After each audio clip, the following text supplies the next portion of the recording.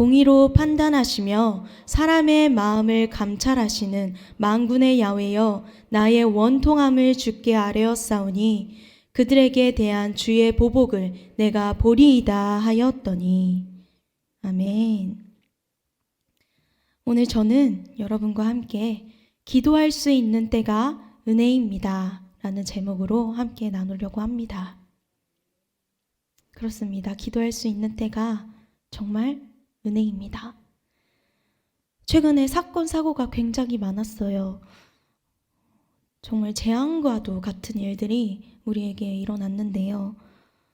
생각지도 못했던 재앙을 만나는 일은 참 가슴이 아픈 일입니다. 아주 먼 옛날 이스라엘 사람들도 재앙과도 같은 일을 만나게 되었습니다. 그런데 그 재앙은요, 이스라엘이 했던 행동 때문에 만났던 재앙이었대요. 오늘 본문 1절에서 17절까지는 언약을 깨트린 사람들과 그에 대한 결과가 나와요. 하나님과 이스라엘 사람들이 맺은 약속이 있어요. 4절을 읽어보겠습니다. 이 언약은 내가 너희 조상들을 쇠풀무 애굽 땅에서 이끌어내던 날에 그들에게 명령한 것이라. 곧 내가 이르기를 너희는 내 목소리를 순종하고 나의 모든 명령을 따라 행하라. 그리하면 너희는 내 백성이 되겠고 나는 너희의 하나님이 되리라. 아멘. 하나님은 말씀하셨어요. 너희는 내 말을 들어. 내 뜻에 맞춰 살아가. 그러면 너희는 내 백성이 될 거고 나는 너희의 하나님이 될 거야. 이것이 이스라엘과 하나님이 맺었던 약속이에요. 이 약속을 지키면 젖과 꿀이 흐르는 땅을 받는데요. 반대로 지키지 않는다면 저주를 받게 될 거래요. 하나님은 이스라엘을 이집트에서 구원한 날부터 지금까지 계속 수많은 사람들을 보내면서 경고하셨어요. 하지만 사람들은 배신하고 말았어요. 하나님을 배신하고 우상을 숭배했습니다. 하나님이 제일 싫어하는 행동을 하게 된 거예요. 결국 먼 조상들부터 지키지 못했던 그 모습을 계속 반복하게 됩니다. 결과는 재앙이에요. 그런데 더 무서운 재앙이 일어났어요. 그 어떤 재앙보다 가슴이 쿵 내려앉는 재앙이 내려집니다. 11절. 그러므로 나 야훼가 이와 같이 말하노라. 보라, 내가 재앙을 그들에게 내리리니 그들이 피할 수 없을 것이라. 그들이 내게 부르짖을지라도 내가 듣지 아니할 것인즉. 하나님이 기도를 듣지 않으시겠대요. 이스라엘이 하나님 말씀을 듣지 않았던 것처럼 이제는 하나님도 그들의 부르짖음을 듣지 않겠다고 하시는 겁니다. 말이라는 건 상대방이 들어야 소용이 있어요. 기도도 마찬가지예요. 기도는 우리 하나님께 말하는 거예요. 그런데 지금 이스라엘의 기도는 듣는 이가 없는 기도가 되어버렸어요. 더 기가 막힌 사실이 있는데요. 14절. 그러므로 너는 이 백성을 위하여 기도하지 말라. 그들을 위하여 부르짖거나 구하지 말라. 그들이 그 고난으로 말미암아 내게 부르짖을 때에 내가 그들에게서 듣지 아니하리라. 예언자에게도 기도를 금지시키십니다. 예언자가 하는 일은 기도예요. 백성의 편에서 백성들을 위해 하나님께 중보 기도하는 것이 예언자가 할 일이에요. 그런데 하나님이 예언자한테도 기도를 하지 말라고 하십니다. 예언자도 무용지물이 되어버렸습니다. 이스라엘은 기도의 때를 놓쳐버렸어요. 스스로 기도할 수도 없고 그 누구의 기도라도 효과가, 어떤 효력도 없어집니다. 여기서 우리가 알 수 있는 사실은 기도는 항상 가능했던 것이 아니었다는 것입니다. 저는 전도사잖아요. 제가 해야 할 일 중 절반 이상의 지분이 기도예요. 교회에 항상 매일 출근해서 기도로 시작을 합니다. 그런데 이것을 매일 반복하다가 무뎌지는 때가 와요. 정말 솔직하게 말해서 좀 무뎌지더라고요. 그런데 이번 말씀을 준비하면서 머리를 꽝 맞은 듯 했어요. 하나님이 기도를 금지시켰다. 내가 하고 싶어도 하나님이 하지 말라 하셔서 기도를 하지 못할 때가 있었다는 거예요. 그 사실이 저에게 조금 충격으로 다가왔어요. 그런데 그 당시 예레미야는 얼마나 더 충격이었을까요? 너 저 사람들 위해서 기도 그만해. 내가 안 들을 거야. 내 간절한 기도가, 저 사람들을 위한 나의 간절한 기도가 하나님께 안 들어갈 수도 있다는 그 사실은 정말 재앙과도 같은 일입니다. 여러분, 기도할 수 있는 건 절대 당연한 게 아니에요. 기도할 수 있는 것은 은혜입니다.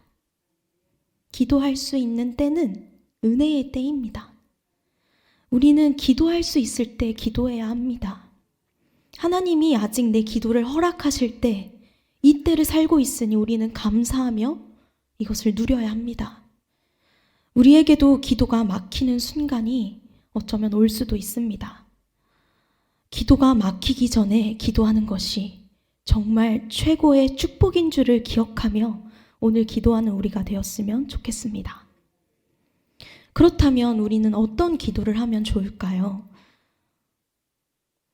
예레미야 11장부터 20장까지는 예레미야의 유명한 고백록이에요. 오늘의 본문부터 예레미야는 고백을 시작해요. 오늘의 본문 11장에서는 예레미야의 첫 번째 고백록이 나옵니다. 예레미야는 총 6번의 탄원으로 하나님께 고백을 해요. 그중 오늘은 그 첫 번째가 나오는 거예요. 이 예레미야의 고백을 통해 우리는 어떻게 기도할 수 있을지 배울 수 있어요. 예레미야는 비통한 마음으로 탄식합니다. 개인적으로 하나님께 하소연하고 또 때로는 원망하기도 해요. 불평도 하고 간구도 합니다. 18절부터 19절까지가 불평이고요. 20절이 간구하는 내용입니다. 예레미야가 왜 불평을 하냐면 예레미야는 지금 위험한 상황이에요. 자기를 암살하려는 음모를 하나님으로부터 알게 돼요. 그런데 예레미야를 죽이려고 하는 그 사람들, 암살하려는 음모를 가진 사람들은 바로 고향 사람들이래요. 남도 아니고 고향 사람들. 한때는 심리적으로 되게 의지를 했던 그 사람들이 자기를 죽이려고 하는 거예요. 어느 누구라도 자신이 속한 공동체에서 거부당하고 버림을 받으면 엄청나게 힘들 거예요. 모두가 날 버릴지라도 나를 품어줄 그 누군가 한 명만 있다면 위안이 되죠. 그런데 오늘의 예레미야에게는 그 한 명의 위안의 사람도 없습니다. 가족이라 생각했던 고향에서조차 내몰리게 돼요. 인생의 막바지에 선 것 같은 그 충격 속에 예레미야는 탄식합니다. 그리고 하나님께 요청합니다. 하나님이 보복해 주십시오. 20절, 공의로 판단하시며 사람의 마음을 감찰하시는 만군의 야훼여, 나의 원통함을 주께 아뢰었사오니 그들에게 대한 주의 보복을 내가 보리이다. 아멘. 예레미야는 하나님의 말씀을 전한 사람이에요. 그런데 그 말씀을 전한 일 때문에 고향 사람들에게 죽임을 당하는 그 순간 앞에 선 거예요. 즉 예레미야가 허락받을 행동을 결국 하나님이 시키신 거거든요.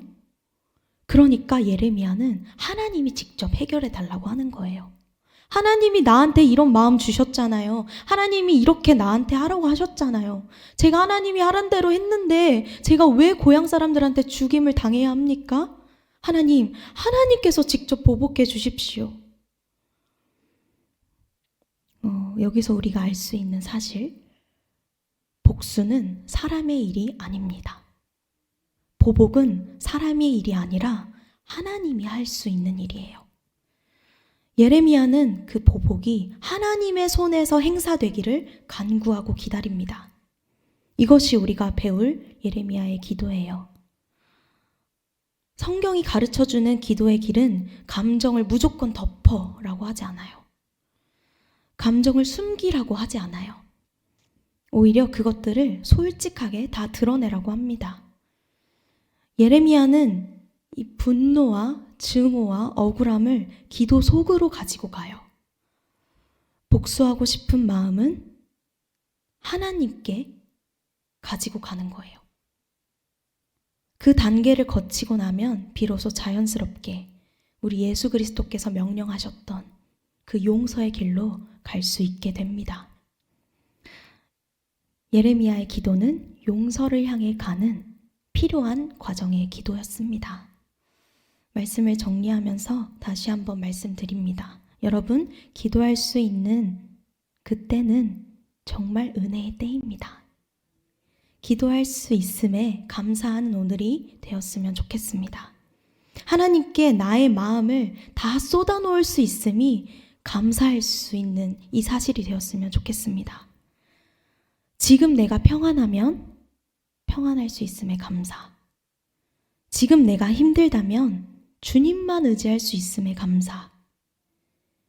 내가 지금 살아있어서 사랑하는 사람들과 함께 주님을 예배할 수 있음이 감사. 주님의 말씀을 듣고 기억하고 전할 수 있음에 감사. 기도하는 시간은 우리 하나님과 데이트하는 시간이에요. 하나님과 말하고 듣고 우리의 생각을 나눌 수 있는 그 소중한 시간임을 기억하며 이 데이트 시간을 누리면서 가지고 나아가는 오늘 하루 우리가 되었으면 좋겠습니다. 함께 기도하겠습니다. 하나님, 우리가 기도할 수 있음에 감사합니다. 우리 살아계신 하나님께 우리의 생각을 말할 수 있게 해주셔서 감사합니다. 우리의 마음속에 있는 것, 우리 가슴 속에 있는 것, 나의 원통함, 나의 비통함, 나의 억울함, 우리 주님께 다 내어놓을 수 있게 해주심에 감사합니다. 이것이 언제 막힐지 우리는 모릅니다. 하나님이 허락하시지 않으면 이 기도는 당연한 게 아닙니다. 하나님, 우리가 주님께서 허락하신 이 기도의 시간에 마음껏 우리 주님께 우리의 생각을 말하게 하시고 또 주님과의 시간을, 이 데이트의 시간을 누리게 하시고 하나님께서 원하시는 마음을 다 받아 누리게 하여 주시옵소서. 주님, 이 시간 마음이 답답하고 가슴이 답답한 이들이 있다면 주님께서 만져주셔서 치료하시고 자유롭게 주님께서 허락하여 주시옵소서. 또한 병든 사람이 있다면 주님께서 만지시고 치료하여 주시옵소서. 오늘 하루 주님과의 교제를 놓치지 않고 24시간 그 시간 동안에 하나님과의 시간을 누리게 하여 주시옵소서. 예수님의 이름으로 감사하며 기도드립니다. 아멘.